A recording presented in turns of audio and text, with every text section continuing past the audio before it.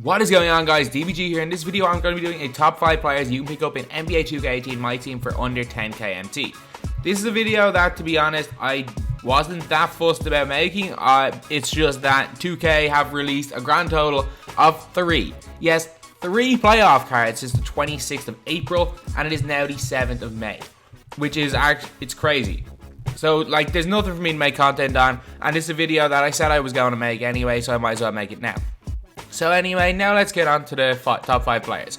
So how this works is that I'm going to do one per position. They don't necessarily have to play that position, but they just have to be able to play the position. So for example, I can run a 2 guard at the point if they can speed boost and stuff, or I can play power forward at center, or even like a small forward power forward.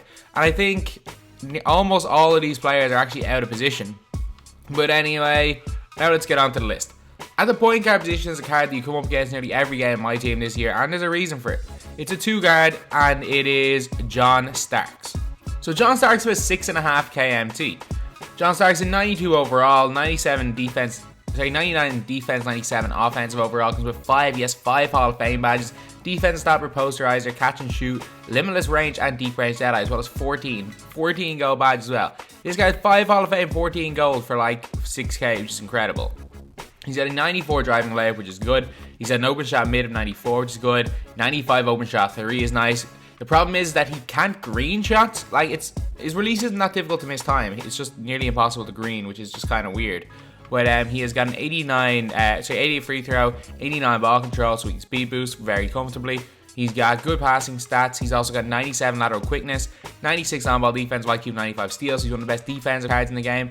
He's got 96 driving dunk with a 100 tendency, 90 speed, 90 speed ball, 90 acceleration, so he's fast.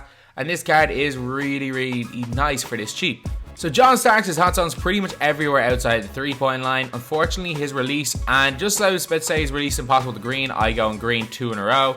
But this in-game, this release is impossible to green. I have just greened 3 in a row, which is crazy. But it's not a bad release by any means. Not the best release at all. As even though I'm hitting these, I have missed an awful lot of shots with him in games. I don't think he comes with difficult shots, and he just greened that, really? Like, if this card had boosted intangibles and was his proper overall, like 96, 97, this card would be in God squads, and people would be talking about how great a underrated diamond this John Starks is. But the fact that he's 92 and he's got low intangibles means that a lot of people have kind of slept on this card, but he is one of the best budget cards in the game because of that. At the 2, we've got a card that's been out quite a while, and it's Sidney Moncrief.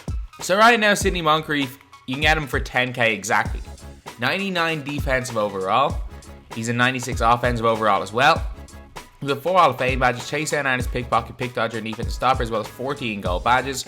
He is 6'3", so he's not too tall for a 2 guard, but he plays really well there, even though he is quite small. He's got a 96 driving layup.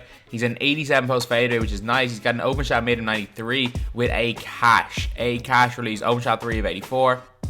He's in the corner for 3. He's going to hit it most of the time because of how cash his release is. 86 ball control, so he can speed boost, 84 free throw. He's got good passing stats. He's got 99 lateral quickness. He's got a 98 steal. He's got 99 on-ball defensive IQ.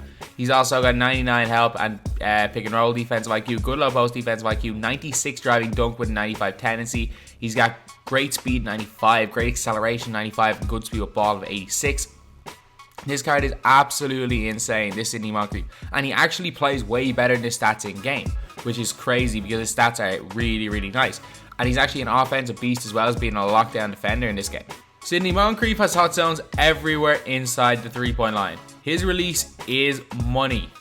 His release is absolutely cash. One of the best releases in the game. If he gets it in the catch, it's going in almost all the time.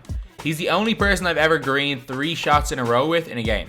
I genuinely greened 3 3-pointers in a row with him before in a Supermax game, which was the craziest thing that I've experienced this year. This isn't 2K17 where you could actually green shots. 2K18, he greened 3 in a row. But yeah, a really good card, really underrated card that, even though he is a defensive specialist, also really plays above his stats offensively and is one of the better offensive cards in the game as well. At the 3, we have got a 2 guard, and it's Michael Redd. So Michael Redd is about 6.5k MT.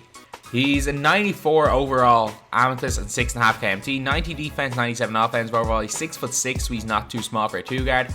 Into 4 Hall of Fame badges, catch and shoot, limitless range, defense, dead and corner specialist, as well as 10 gold badges. He's got a 94 driving layup. He's got an open shot mid 94, open shot 3 of 97 with a cash release. He's left-handed as well. I don't know why, I just find it easier to shoot with left-handed players. He's got 98 free throw, 88 ball control. He's got an insane step back dribble move, which just freezes defenders and helps him get to the basket really well. This card was in my God Squad on PC for quite a while. It's an absolute beast of a card. He's got 90 lateral quickness, he's got steal of 84 and on-ball defense, IQ of 82, which is not too bad at defense. Not going to be as good as Starks or Moncrief, but it'll still be quite nice. 85 driving, dunk intensity of 80 is alright. 91 speed, 88 speed ball, 90 acceleration is really good. And yeah, this card is an absolute beast in this game. Again, just like Moncrief really outperforms his stats. While he may not shoot as well as his stats would suggest, he's actually really good at going to the basket, and his dribble moves are just glitchy, so it's really, really easy to play with him. So Michael Red is hot zoned basically everywhere. His release is nice. While I don't green the most with him, to be honest, he's just a solid shooter. When he's going middle, pull back, that step back there, that behind the back dribble. It creates so much separation. And if they try to defend the deep 3 because he's got limitless, he can easily burn them and go past them. I know I'm not pulling it off right now, but if you watch my actual Michael Red gameplay, he does it so many times in that gameplay. But a really nice shooting card, one of the best shooting cards in the game, and for the price he's going for is without doubt one of the best value cards in the game, and one of the best offensive cards you can get for that price. And at the 4, we've got a little bit of a weird one. Like, this card, I actually play him at the 4 and he does really well. A lot of you guys would say he's probably not suited to playing at the 4, but if you've watched my gameplays, he actually does really well there. And he's too good not to put on this list. Just like these 3 cards, I think these 3 were too good not to put on this list. And this last guy, I know probably a little bit out of position, but he's way too good not to put on this list. And it's Amethyst Toni Kukoc. So Toni Kukoc is about 5k MT, so he's the cheapest player we've seen so far. He's 6'10", 86 defense, 96 offensive overall. He's got catch and shoot Hall of Fame. He's got deep range Jedi Hall of Fame, corner specialist Hall of Fame. He's got the least amount of Hall of Fame badges and the least amount of overall badges as well, including the least amount of personality badges. He's got an 86 driving layup, which isn't great. Open shot mid 95, open shot 3 of 96. His release is cash, so he feels like one of the best shooters in the game. He's at 86 ball control, so he can speed boost, good enough passing stats. He's got bad rebounding stats, but I don't know why. He rebounds really well for me. He's got a 66 block and a steal of 84. I don't know why. He gets a lot of blocks and steals. Decent non-ball defense like you, but nothing spectacular. I don't know why. He plays lockdown defense and he plays lockdown low post defense. I do not know why this card plays so well on defense for me, even though it shouldn't stats-wise. I was the same with Kukoc's card last year. There's certain cards for me that are terrible stats-wise on defense, but just lock people down, and Kukoc is one of them for me. He's got decent speed, speed, ball, and acceleration. And I know this card's stats don't look great, but trust me, like if you've watched my gameplays, he's been like the star of most of my teams. And I honestly don't know why I like this card so much. He just plays so well in game for me that I had to put him on this list. So Kukoc has hot zones in almost the exact same areas as Michael Red. Kukoc's release is cash. Like, I don't know why lefties just shoot better. Toni Kukoc is 6'10" as well, so he can get a shot off quite easily.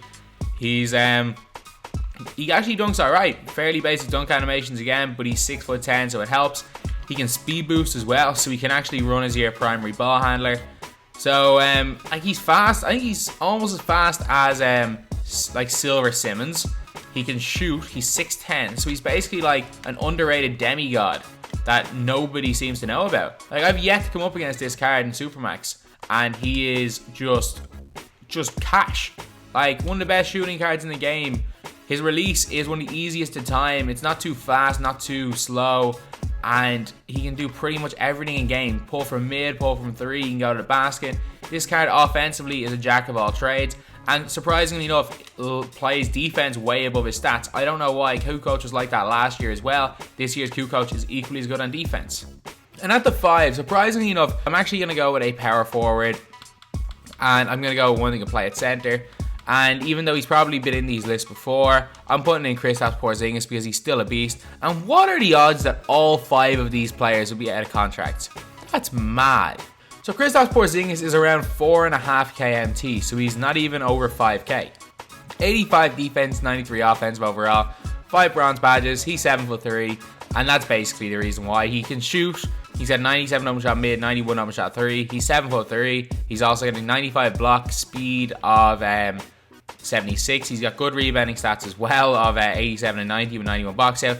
And he's 7'3" long, can shoot, rebound. It's Kristaps Porzingis. I think pretty much everyone knows about this card at this stage. Same around the Kristaps Porzingis. Everywhere inside the mid is hot. He's also got the 2 corners hot. And Kristaps, again, one of the best big man releases in the game. Everyone pretty much knows how easy it is to green with Kristaps, especially off the catch. A really nice card to use. And I think if you've never used a version of Kristaps Porzingis, like, have you even played my team? The Emerald is 500k, and if you're just starting out, he's a must pick up. The Sapphire is 1,000, again, a must pick up. The Ruby, like, depending on your budget, you should always have a Kristaps Porzingis on your team.